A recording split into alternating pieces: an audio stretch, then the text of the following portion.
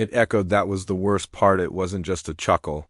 And it wasn't a simple scoff of disbelief. It was a deep, barking laugh that bounced off the mahogany walls of Courtroom 4B and seemed to vibrate right through the solace of my cheap. "Flat's order," the judge said.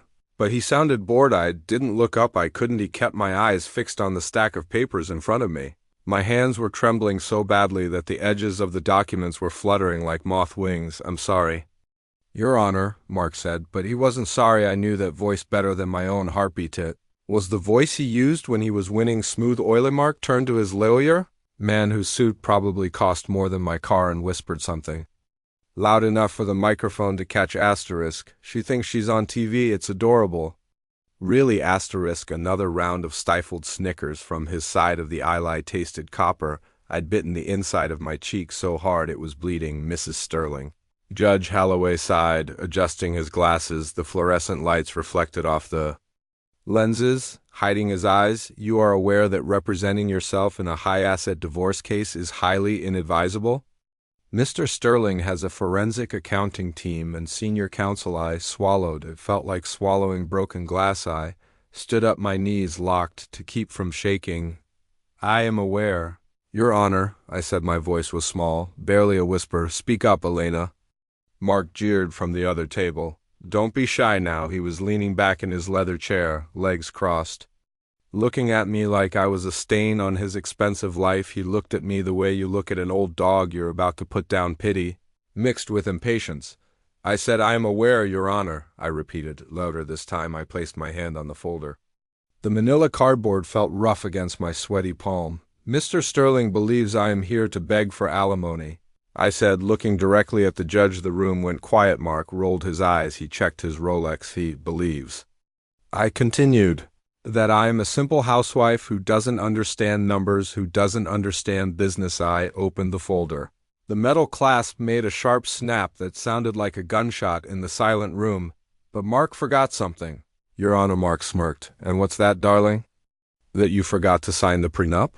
"No," I said. I pulled out a single yellowing piece of paper. It was stained with a coffee ring from 12 years ago. He forgot who actually wrote the code that built his company. Mark's smile didn't fade instantly. It twitched, then it froze. Then, for the first time in 6 months, the color drained from his face. The silence in the courtroom changed. It wasn't bored anymore. It was heavy. I looked at Mark. I didn't smile. I just watched the fear start to creep into his eyes. Cold and sharp. To understand why that look on his face was worth more than any settlement check, you have to understand who we were, not who we are, who we were 12 years ago. Mark wasn't a tech mogul. He was a guy in a polyester shirt that smelled like stale cigarettes and nervous sweat. We met in a laundromat. I was studying for my bar exam. Yes, I went to law school. A fact Mark conveniently forgot to mention to his expensive shark of a lawyer. The erase didn't happen all at once. It happened in inches. It started at a gala dinner 3 years ago. We was surrounded by investors, men with cigars and heavy watches. "So, Mark," one of them asked, swirling his scotch, "how did you crack the rooting problem?" "That logic is genius." I opened my mouth to answer. I was ready to explain the conditional loops I'd spent 3 months perfecting, but Mark's hand landed on my shoulder, heavy, squeezing just a little too hard. "Well," Mark boomed, cutting me off, "I just sat down one night with a bottle of whiskey and didn't get up until I solved it. You know how it is, pure grind." The men laughed. They clapped him on the back. I stood there, frozen. The champagne in my glass went flat. I looked at him. He didn't look back. That night, in the car, I confronted him. "Why did you lie?" I asked. My voice was shaking. He sighed, rubbing his temples like I was the headache. "Elena, don't start. Investors don't want to hear that my wife helped. They want a visionary. I'm protecting the brand. I'm protecting us. That was the last time he used that word. The red flags turned into sirens. I started noticing the passwords changing. Files I used to have access to were suddenly restricted. Then came the sleepless night. It was a Tuesday. Mark was in Tokyo on business. I was sitting on the floor of his home office. The carpet was plush, but the air in the room was freezing. I had guessed his new password. It was the name of his mistress, Jessica 23. I didn't cry when I saw the emails between them. I didn't scream. A cold numbness spread from my fingertips up to my elbows. But then I saw something worse than the affair. I opened a folder marked Project Liberty. It wasn't a project, it was a legal strategy. Emails to his shark lawyer. How do we cut her out completely? Mark had written, she has no degree in computer science, no paper trail if we divorce. We frame her as a housewife, offer her a small settlement if she fights. We bury her in legal fees. My heart stopped. He wasn't just cheating on me, he was stealing my life's work. He was planning to leave me with nothing. I sat there until the sun came up. The blue light of the monitor burned my retinas. I heard the birds start chirping outside, cheerful mocking. I stood up. My legs were stiff. I walked to the safe in the corner. I knew he kept the junk papers there. I dug through the back past the deeds, past the bonds, and I found it, the yellow coffee-stained paper and one old, dusty USB drive. I held it in my fist. It was warm. Okay, Mark, I whispered to the empty room. You want a war? You've got one back in the courtroom. The silence was deafening. Mark was still smirking, but his eyes were darting around, looking for an exit. Mrs. Sterling, the judge said, leaning forward, you claim you wrote the source code. Do you have proof beyond a coffee-stained napkin? I do, I said. I turned to Mark. Mr. Sterling. I said. I didn't call him Mark. You are the CEO and chief architect of Sterling Logistics, correct? I am, Mark said, straightening his tie. He looked at the judge, giving a charming smile. I built it from the ground up. Then you must know the kernel password for the master override, I said. Mark blinked. The what? The master override. Every tech CEO knows it in case the system crashes. Mark laughed nervously. Your Honor, this is ridiculous. I have teams for technical details. I deal with the big picture. It's a simple question. I pressed. My voice wasn't small anymore. It filled the room. Do you know the code structure for the routing _optimization module? Mark's face turned red. A vein in his forehead pulsed like a ticking bomb. I wrote that code 10 years ago. He snapped. I don't remember every line. I do, I said. I turned to the court stenographer. Can you please read back the text I submitted into evidence as Exhibit B? The stenographer nodded and began to read from the yellow paper I had handed her. If X intersects Y at variable Elena _prime return value FOR EVR, the court gasped a collective intake of breath that sucked the air out of the room. Mark froze. He looked like he'd been slapped. Variable what? The judge asked, looking at the paper. Elena _prime. I said. It's a digital signature. It is hard-coded into the foundation of his entire company. You can't delete it without destroying the whole system. I pulled the old USB drive from my pocket and held it up. And this drive contains the original time-stamped bill dated 3 years before Mark claims he wrote. Heidi looked at Mark. He had slumped in his chair. The oily confidence was gone. He looked small. He looked like the guy in the laundromat with the red sock. You didn't build the empire, Mark, I said softly. You just sold tickets to the castle I built. Mark's lawyer put his head in his hands. Mark opened his mouth to speak, but nothing came out, just a dry croak. The judge took off his glasses, looked from me to the terrified man in the expensive suit, back to me for the first time. There was no boredom in his eyes, only respect. Mr. Sterling, the judge said, his voice like thunder, I suggest you consult with your counsel immediately. The settlement took 10 minutes. Mark's lawyer knew it was over if this went to a verdict. Mark wouldn't just lose money, he would lose his reputation. He would be exposed as a fraud. They offered me 10 million. I said no. They offered me 20 million and the house. I said no. I didn't want the money. I wanted what was mine. I walked out of that courtroom with 55% of the company shares. Majority owner. I fired Mark the next morning. I didn't do it in person. I didn't need to see him. I sent a notification through the HR system I had designed. I heard he screamed in the lobby as security escorted him out.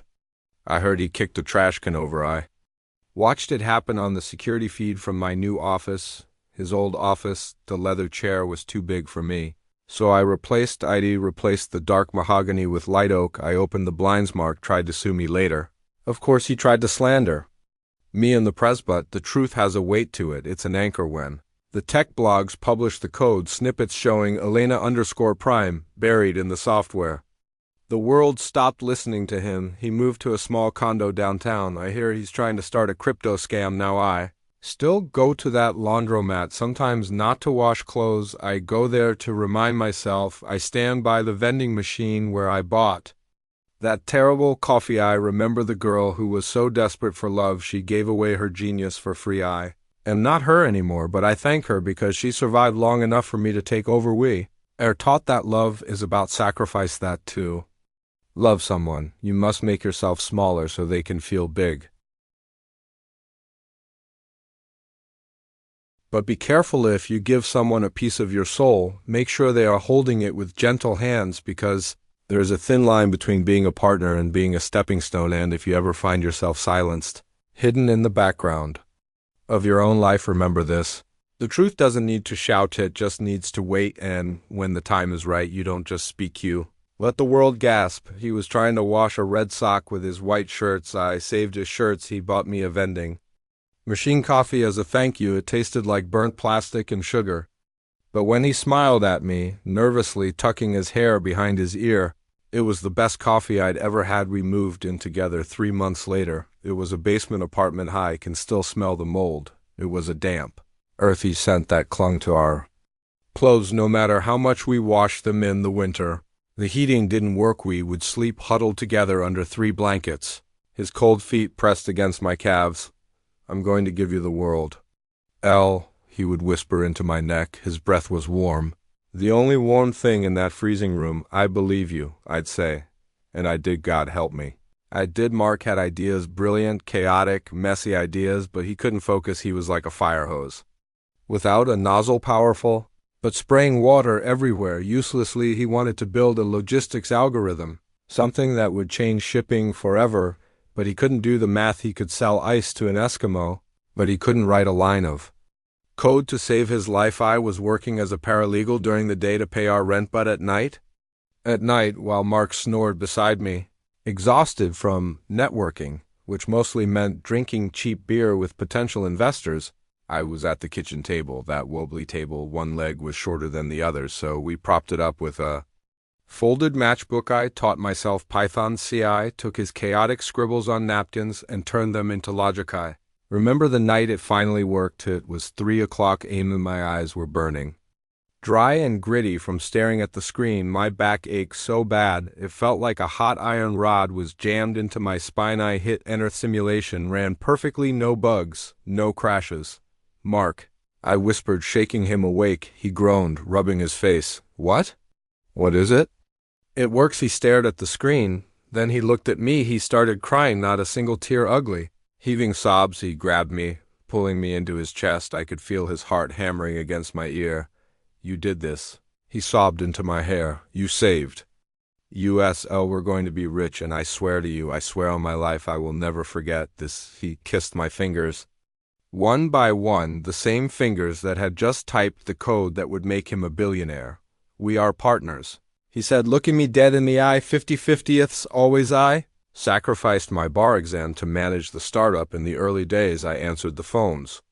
I cleaned the office toilets because we couldn't afford a janitor. I wrote the contracts and slowly, year by year, the money started rolling and the basement apartment turned into a condo.